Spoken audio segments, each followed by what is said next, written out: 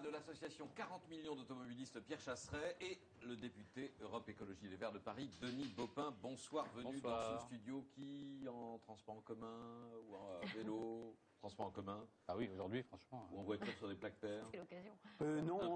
Non, en taxi pour être franc. En taxi, vous avez le droit. Alors, un coup d'œil d'abord. L'hélicoptère. Merci Patrick. Sur ce qui s'est passé aujourd'hui sur une soixantaine de points de contrôle aux entrées de Paris. Elles sont traquées par les policiers. Les plaques d'immatriculation qui se terminent par un chiffre pair sont hors la loi aujourd'hui à Paris et dans les communes alentours. Vous amenez mes enfants à l'école, monsieur. Vous voulez que je les amène comment? Je vais les déposer à l'école et ensuite, je ne vais plus rouler. Mais j'ai pas le choix. Je passe au contrôle routier, je vous verbalise et je peux immobiliser le véhicule. Des contrôles qui ont débuté bien avant le lever du jour. 5h30, pile, porte d'Orléans. Première contravention. Donc monsieur, vous serez verbalisé. Verbalisé vous êtes en infraction. Non. C'est un cas de bis, 22 euros. Carrément 22 euros. Alors, sur ces contrôles d'abord, est-ce que vous diriez que ça s'est plutôt bien passé, que ça a été intelligemment appliqué, Pierre Chasseret? Écoutez, les forces de l'ordre font leur travail. Si on leur demande d'être affectés à un point de contrôle, on a beau être d'accord ou pas avec la décision, force est de constater que les forces de l'ordre doivent faire le métier pour lesquels on les a employés. Il y a une règle, elle a été dictée, on peut dire qu'on est contre. Personnellement, vous connaissez notre position à 40 millions d'automobilistes, on est contre. Mais sur le métier des forces de l'ordre, on ne peut pas... Après, on peut avoir un peu plus de souplesse. J'ai vu qu'il y avait ici ou là des problèmes de covoiturage, parce que si vous n'allez pas exactement au même endroit, vous partez à 3, et puis ensuite vous êtes 2 dans la voiture, puis 1, et là, vous êtes en infraction. Embêtant, c'est une question. Oui. Alors d'abord, moi je voudrais saluer le civisme d'une grande majorité aujourd'hui des Franciliens qui a permis la réussite de cette opération et que du fait qu'on a beaucoup mieux respiré aujourd'hui que les jours de la semaine passée. Donc ça, c'est une bonne nouvelle. Après, dans les détails de l'organisation, dans ce type d'opération qui est montée en urgence parce que c'est des situations exceptionnelles, on peut comprendre que c'est un petit peu compliqué. C'est pour ça qu'il faut, j'espère qu'on va en parler de ce qu'il faut faire sur le fond, maintenant que l'épisode de pollution est terminé, parce que de fait, on n'a pas vocation à se retrouver éternellement à devoir choisir entre respirer et se déplacer. Sur la dédiésélisation, on va y venir. Alors vous dites on respire mieux. Je rappelle que la mesure n'a pas été reconduite pour demain, donc ça s'arrête ce soir à minuit. Est-ce que c'est la circulation alternée qui a fait baisser le taux de particules ou est-ce que c'est tout simplement le vent qui s'est levé? Non, c'est le taux. Air Paris a dit des choses assez clairement. Air Paris avait prévu dès ce week-end que le seuil d'alerte ne serait pas atteint lundi. Ah si, ils ont incité à ce qu'on ait une circulation alternée parce qu'il y avait un risque de pollution, de pic de pollution. Et de fait, on constatait dès ce matin que les niveaux de pollution commençaient à baisser.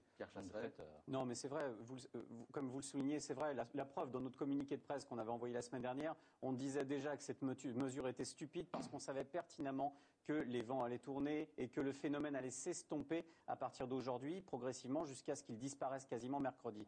Donc c'est pas un scoop pour nous, on le savait. C'est pour ça que cette mesure, c'était un sparadrap collé sur une jambe de bois, parce que finalement, on ne s'est pas attaqué au fond du problème.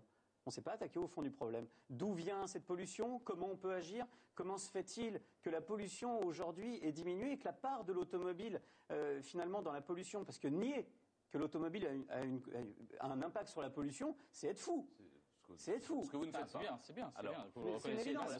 Je vous ai entendu pas un certain nombre de fois estimer que finalement l'automobile n'avait pas de responsabilité dans la pollution. Non, jamais, j'ai jamais dit ça. Nier que la part de l'automobile a une part de responsabilité dans la pollution, c'est une évidence. Sa part, elle est certes sur ce coup-là, mineur par rapport à d'autres choses. Ce qui est intéressant, c'est de regarder aussi tous les progrès qui ont été effectués dans l'industrie automobile. Et ça devrait être votre rôle, comme le font les associations d'environnement. Les associations environnementales qui ont une vraie volonté à vouloir faire pression, à inciter l'industrie à évoluer. Et ça marche. Cette incitation qui est faite par des ONG environnementales fonctionne puisque l'industrie automobile rentre dans un schéma concurrentiel où il faut toujours sans cesse se dépasser pour faire mieux. Et on aboutit chaque année à des véhicules plus propres. C'est ça l'évolution. C'est miser sur l'évolution. C'est bizarre qu'on ait des pics de pollution alors que les véhicules sont plus propres. Moi, je trouve que M. Chasseret a beaucoup de talent. Et comme je le vois dans pas mal d'émissions, je me suis dit, tiens, mais on s'était déjà vu quelque part. Alors j'ai cherché, j'ai réfléchi, puis j'ai retrouvé. Quand en 2008, vous faisiez des happenings contre la pollution automobile quand vous travailliez pour le WWF. Mais c'est pas Donc, un donc happening contre la pollution. vous étiez donc à cette époque-là contre la pollution de l'air, vous militiez contre la pollution de l'air, puis aujourd'hui, vous nous dites que finalement, l'automobile ne serait pas responsable de la pollution.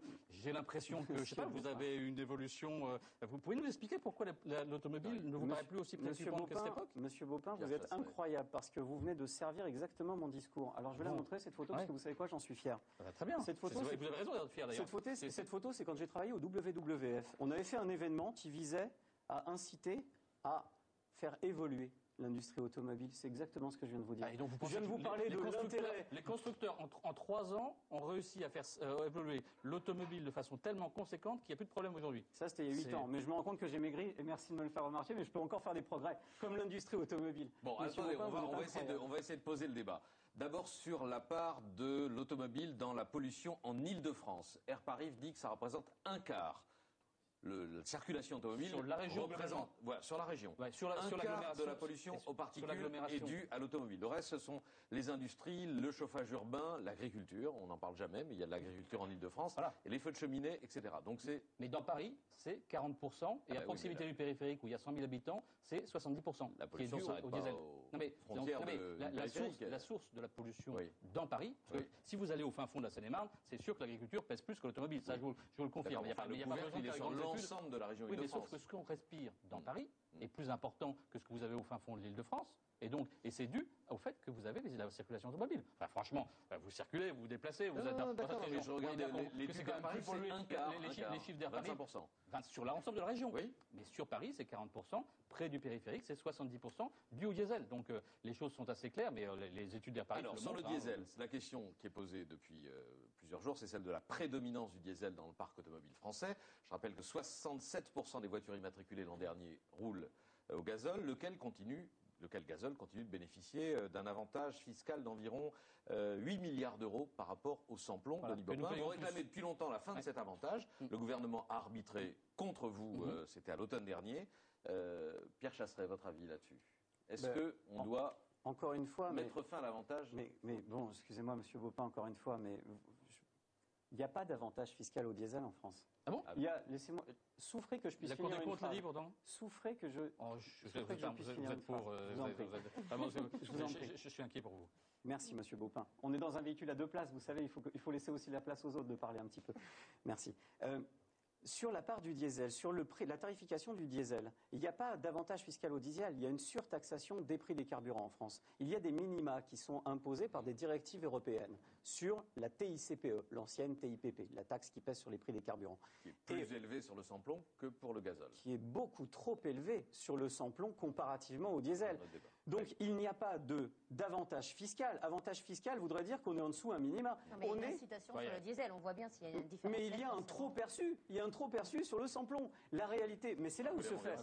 Mais bien sûr, ça ne change pas grand-chose. C'est nous qui le finançons quand même. C'est 8 milliards d'euros, c'est bien quelqu'un qui le paye. C'est l'ensemble des Français. Monsieur Baupin, l'ensemble des Français. C'est le principe de la démocratie qui fait qu'en France, on finance tous un système de sécurité sociale, de transport en commun, de lignes de chemin de fer. C'est un système. Si vous les payez que pour ce que vous empruntez, à ce moment-là, moi je veux bien, mais c'est l'automobiliste qui paye pour ses routes, qui paye l'autoroute. Est-ce que vous trouveriez normal que la sécurité sociale subventionne le tabac? Non. Et pourquoi est-ce qu'aujourd'hui on subventionne le véhicule qui est le plus nocif pour la santé? C'est quelque chose d'incohérent. La Cour des comptes l'a dit dès 2007. Donc vous avez raison de souligner que pour l'instant on n'a pas convaincu le gouvernement de modifier cette situation. On va continuer.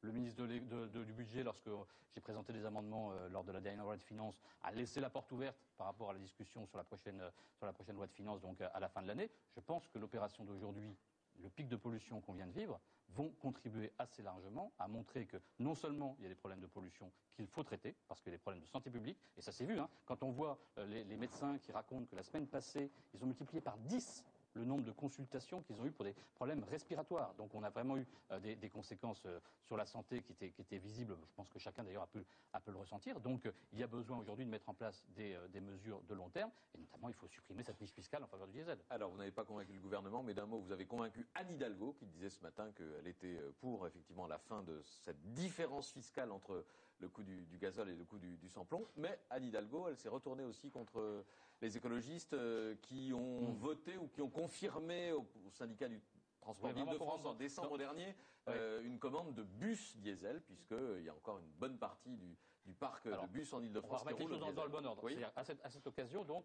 le syndicat des transports d'Île-de-France, sur la proposition du vice-président écologiste Pierre Cern, a décidé qu'on n'achèterait pas de bus diesel. Alors, avant 2025. Oui, mais parce qu'il y avait des commandes qui avaient été passées lors de la précédente réunion, et seuls les écologistes avaient demandé qu'on ne passe pas ces commandes. Et donc, à partir du moment où la commande était passée, évidemment, ils se sont retrouvés dans une situation compliquée. Est-ce qu'on décommande les bus qui ont été commandés avec un dédit qui équivalait à peu près à 2/3 du coût des bus, et donc un coût qui aurait été perdu pour la collectivité ou pas? Je pense qu'Anne Hidalgo, moi j'aime bien Anne, on a beaucoup travaillé ensemble, etc. Mais là, sur ce coup-là, je pense qu'elle aurait dû s'abstenir. Merci beaucoup Denis Baupin, député Europe Écologie et Verts de Paris. Merci Pierre Chasseret, 40 millions d'automobilistes d'être venus ce soir sur ce plateau. Merci.